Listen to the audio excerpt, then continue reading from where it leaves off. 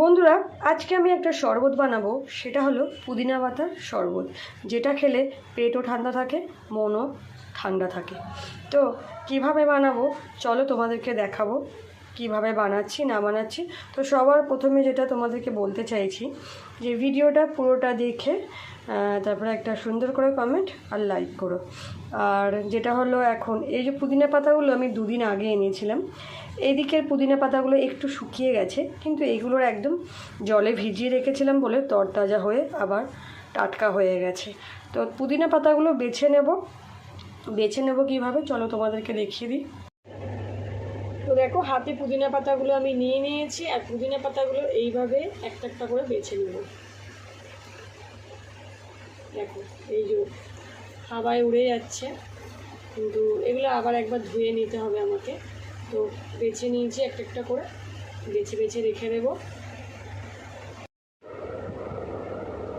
তো দেখো বন্ধুরা, পুদিনা পাতাগুলো সব বেছে নিয়েছি, এক একটা পাতা দিয়ে ভালো করে ধুয়ে নিয়েছি। আর পুদিনা পাতার শরবতটা করার জন্য আমার লাগবে চিনি, বিট নুন, আর তোমার পাতিলেবু। পাতিলেবু না দিলে একদম টেস্ট হবে না। তো তোমার কিভাবে বানাচ্ছি চলো তোমাদের দেখাই। মিক্সির জারে আমি পুদিনা পাতাগুলো নিয়ে নিয়েছি, আর দেখো এখানে দিচ্ছি, যেটা আমি প্রথমে বলেছিলাম আমার লাগবে বিট নুন।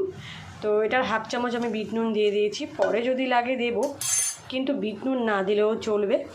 আর এই হলো লেবুর রস, পাতি লেবুর রসটা আমি দিয়ে দিলাম। আর তার সাথে আমার এখানে লাগবে চিনিটা দিয়ে দিলাম। আর মিক্সিতে এখন এটাকে ভালো করে পেস্ট করে নিতে হবে। তো চলো করে নিই। পেস্ট করার আগে আমি একটু জল দিয়ে দেবো, সেটা তোমাদেরকে বলা হয়নি। অল্প একটুখানি জল দিয়ে দিলাম। পেস্ট করে নিয়ে চলে এসেছি। পুদিনা পাতাটা এবারে ছেঁকে নেব।